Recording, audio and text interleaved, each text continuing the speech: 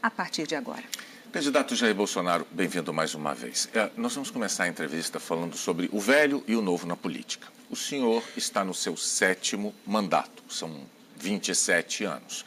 Por que é que o senhor se apresenta como o novo, contra tudo que está aí, se o senhor e a sua família, como tantas outras famílias de políticos, fizeram da política uma profissão, vamos dizer assim? O senhor vive da política e vive para a política, como outras famílias fizeram o mesmo, e o senhor as critica muito duramente.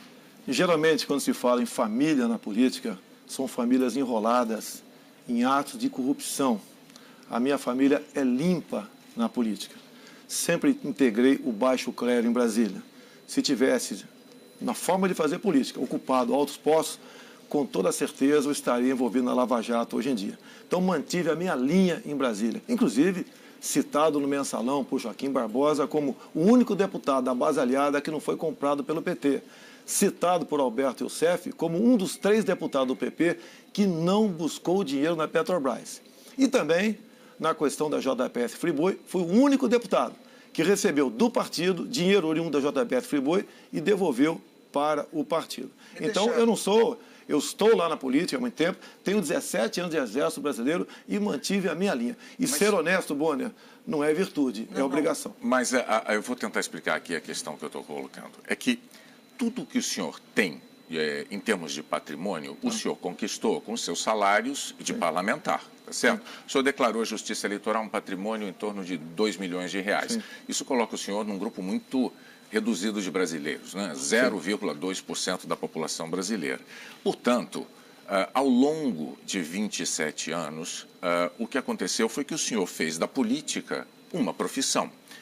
A questão é, o que é que o diferencia de tantos outros políticos que trilharam o mesmo caminho?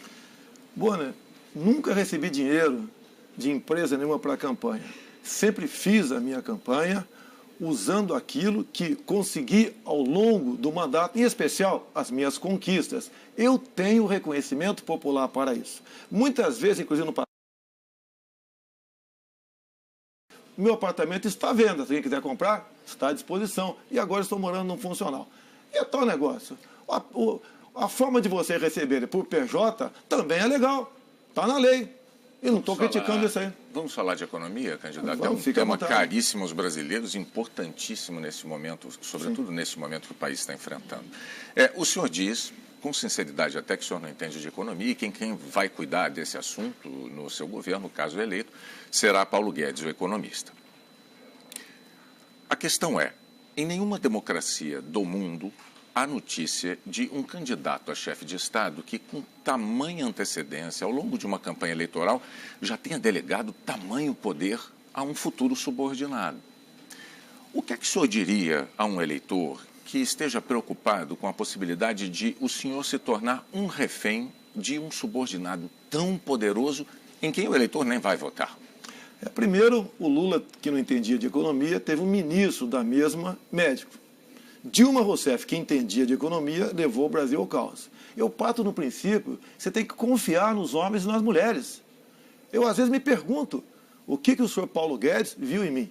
Ele já me respondeu, vi sinceridade e vi confiança. Eu tenho que confiar nele, como tenho que confiar no meu ministro da Justiça, o da Defesa, o da Agronomia, entre outros. E olha só, Bonner, pode ter certeza, eu sou o único desses que estão aí com chance de chegar que vai ter isenção para escolher os seus ministros. Não vai pedir bênção e nem vai estar preso a indicações políticas, que os ministros geralmente trabalham para os seus partidos políticos. Então, eu tenho essa independência. E o Paulo Guedes é um economista reconhecido dentro e fora do Brasil. O senhor tem repetido inúmeras vezes que Paulo Guedes vai permanecer com o senhor até o fim. Já foi questionado sobre isso, mas e se os senhores brigarem? Não tem briga, ele vai ficar. No entanto, existe um conceito de gestão que diz o seguinte, não se deve contratar ninguém que depois não possa ser demitido. E o senhor sabe que é impossível o senhor garantir que um subordinado vá acompanhá-lo até o fim do seu mandato. É uma garantia que o senhor não tem como oferecer, candidato. Então, a questão que eu gostaria de propor é a seguinte, digamos que Paulo Guedes um dia entre no seu gabinete como presidente da República e diga assim, sei lá, como ministro, ele diga assim, ó, presidente, ou o senhor faz isso, isso e isso, ou eu vou pegar o meu boné e vou-me embora. O que o senhor faria numa situação com essa com o Paulo Guedes? O senhor deixaria ele ir embora e aí o senhor descumpriria essa promessa de mantê-lo até o fim? Ou o senhor obedeceria à exigência feita por ele? Bonner, é quase que um casamento. Eu estou namorando o Paulo Guedes há algum tempo e ele a mim também. Nós, Bonner, somos separados. Até o momento da nossa separação, nós não pensamos numa mulher reserva para isso. Se isso vier a acontecer, por vontade dele ou por uma vontade minha, paciência. O que eu tenho de Paulo Guedes até o momento é de uma fidelidade, de um compromisso enorme para com o futuro do Brasil. Tenho certeza, acredito nas propostas dele e ele vai implementar. Se não vai implementar todas, é porque temos, sim, um filtro chamado Câmara e Senado. Nem tudo o que ele quer ou o que eu quero podemos aprovar, porque passa pelo Parlamento brasileiro. O senhor está, então, agora admitindo que existe essa possibilidade de Paulo Guedes, em algum momento, se descasar do senhor, para usar uma comparação que o senhor está falando. Paulo Guedes, Boni, quando nós nos casamos, né, eu com a minha esposa e você com a sua, nós juramos fidelidade eterna. E aconteceu um problema no meio do caminho, que não cabe a ninguém discutir esse assunto. Duvido, pelo que conheço de Paulo Guedes. Eu passei a conhecê-lo muito mais, depois comecei a conversar com ele, esse descasamento esse divórcio venha a acontecer. O único substituível nessa história sou eu, que daí troca todo o ministério. Fora isso, se porventura vier a acontecer, pode ter certeza, né, que não será por um capricho meu ou capricho dele, que nós estamos imbuídos, eu e Paulo Guedes estamos imbuídos em buscar dias melhores para o nosso Brasil. E nós não queremos uma aventura nesse processo. Candidato, vamos falar agora de um tema muito importante também, que é desigualdade de gênero. Segundo o IBGE, as mulheres ganham 25% menos que os homens. O senhor já disse que no serviço público já há garantia dessa igualdade salarial e no setor, na iniciativa privada, vale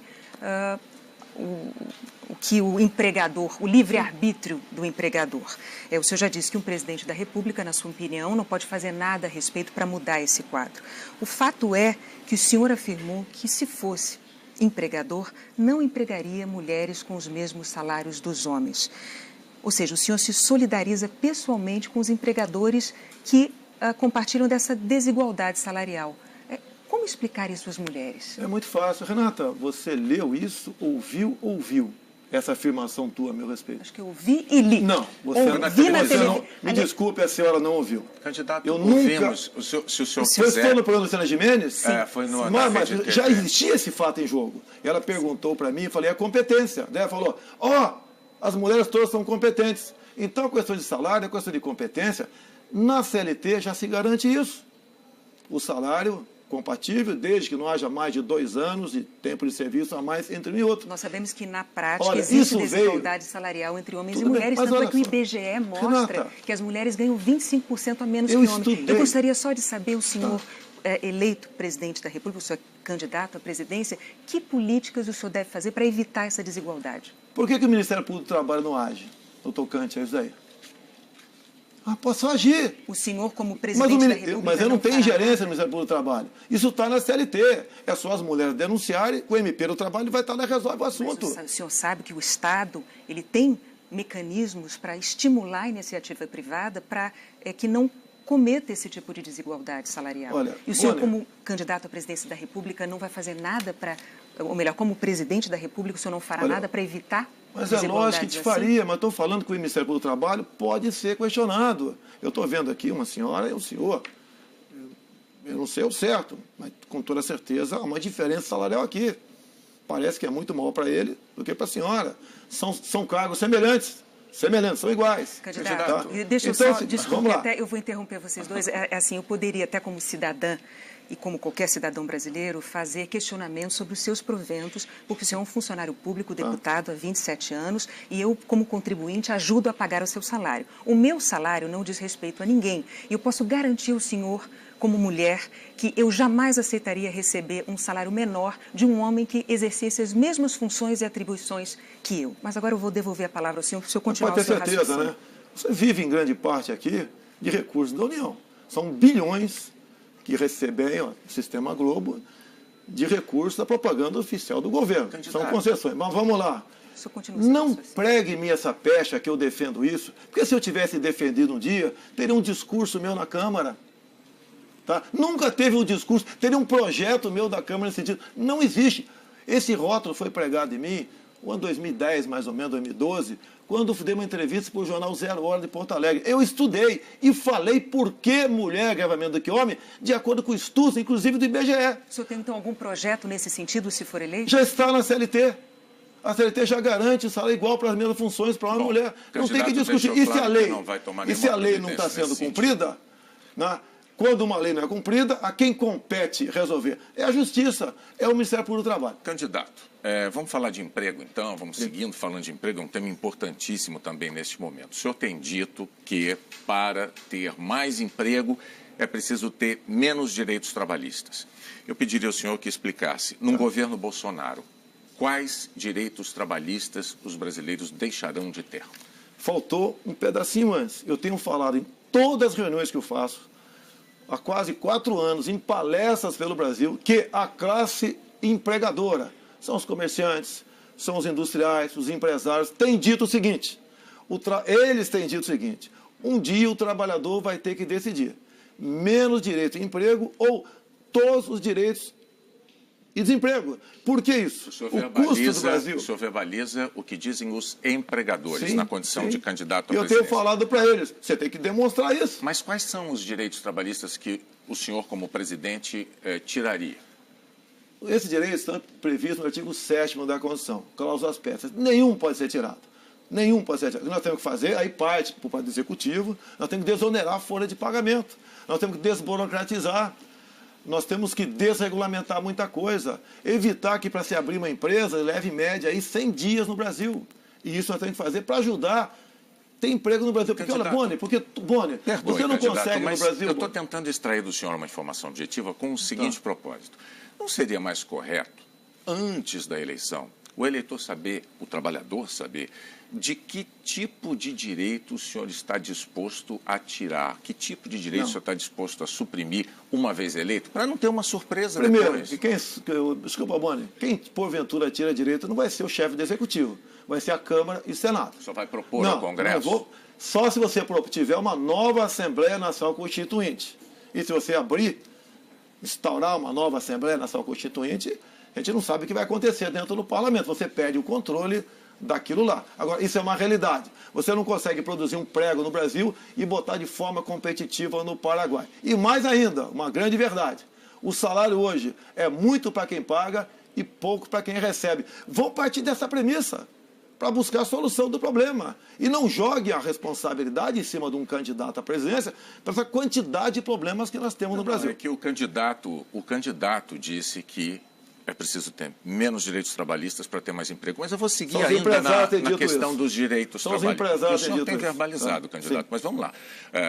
Aparentemente o senhor concorda com isso. Ainda na questão dos direitos trabalhistas, o Brasil assistiu à aprovação da PEC dos domésticos. E a PEC dos domésticos dignificou a profissão aí de milhões de trabalhadores brasileiros, né?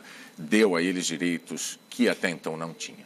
No entanto, o senhor votou contrariamente à PEC dos domésticos. Eu lhe pergunto, por que é que o senhor considera que esses milhões de cidadãos trabalhadores brasileiros não teriam direito não mereceriam esses direitos conquistados?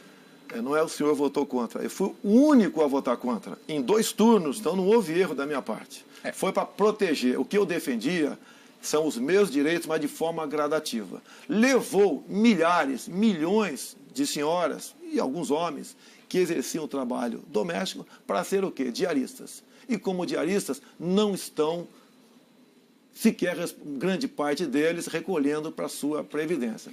Então tem que ser devagar. Muita gente teve que demitir porque não teria como pagar. Muitas mulheres perderam o emprego exatamente pelo excesso desses direitos. Essa foi a minha intenção. Bom, os números recentes do IBGE a respeito disso não atestam com tamanha clareza o que o senhor está dizendo, candidato. Mas, para a gente também não ficar só num assunto, diria o seguinte, o eleitor deve entender, então, que para o senhor não tem saída.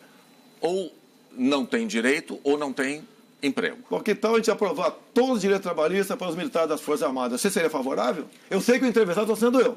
Vamos aprovar todos os direitos trabalhistas para os militares das Forças Armadas e Forças Auxiliares? Não foi a questão que eu coloquei, não, candidato. Mas eu falei de empregados domésticos e o senhor votou contra. O senhor disse que foi o único a votar contrariamente. Votei pretendendo defender e sabendo que ia ser o único votando contra. Então eu não me joguei no covil dos leões. A imprensa não bateu em mim na época. Houve sim demissão, Bonner. Houve. Muita gente que chegava, dormia no trabalho, passou a não dormir mais. Muita gente chegava cedo, até fazia um café para os patrões ali, não chego mais para não contar aquele tempo de serviço. Perderam o café da manhã e perderam o pernoite. Eu vou pedir, então, licença para a gente ir para agora. Esses são direitos, inclusive, que o senhor se referiu. Mas vamos partir para um outro tema importante, que é a homofobia. Tá. A cada 19 horas, um gay, lésbica ou trans é assassinado ou se suicida por causa de homofobia no Brasil. O senhor já disse que não é homofóbico, mas o senhor também já declarou que vizinho gay desvaloriza imóvel. O senhor já disse que prefere que um filho morra a ser gay. O senhor já, inclusive, relacionou pedofilia com homossexualismo. Candidato, essas declarações não são homofóbicas? Esse termo, inclusive, homossexualismo foi o senhor que usou, porque vamos falar. Em geral, a palavra correta para se usar seria ter homossexualidade. Renata foi literal na transcrição do que o senhor disse. Olha só, isso começou a acontecer em novembro de 2010 comigo. Até aquele momento eu era uma pessoa normal, como você. É normal por aí, no tocante a isso. E eu, passando nos corredores da Câmara, vi algo acontecendo de forma esquisita. Um grupo que não é normal você ir na praia e encontrar gente de paletó e gravata. Ou num fórum, gente com short de banho. E estava um pessoal vestido a caráter. E perguntei sim para um segurança lá, vai haver alguma parada do orgulho gay na Câmara? E tomei conhecimento do que estava acontecendo lá. Eles tinham acabado o 9º seminário LGBT infantil. Repito, 9º seminário LGBT infantil. E estavam discutindo ali, né, comemorando o lançamento de um material para combater a homofobia, que passou a ser conhecido como kit gay. Entre esse material, Bonner, estava esse livro lá, Bonner. Então, pai que tenha filho na sala agora, retira o filho da sala, para ele não ver isso aqui. Se bem que na biblioteca das escolas públicas tem. Olha só, não vou mostrar se as crianças não. Não, mas é um livro escolar, é para criança. É um livro para criança. Os pais não sabem que isso é na biblioteca. Nós temos uma regra, candidato, que eu estou relembrando com os seus assessores. Os candidatos não mostram documentos, eles não mostram papéis. Não, mas está aqui um livro, uma prova. Eu pediria ao senhor... Isso daqui... Não é, candidato, posso lhe dizer... Vou tirar o livro aqui. Não é respeitoso. Só pode deixar o livro comigo. Não, pode deixar, não vou mostrar mais não. Então, olha só, eu vou mostrar numa live, depois do programa, o livro, sem problema nenhum. Se bem que fiz esse livro com a minha filha até o momento de... Antes do livro entrar em questão. Tirei minha filha e fiz uma live não. Fiz uma matéria no Facebook, deu 40 milhões de acessos em 15 dias. Mas, então, olha só, essas suas declarações aqui eu me refiro. Olha só. Eu estava defendendo as crianças em sala de aula. Quando o senhor se referiu a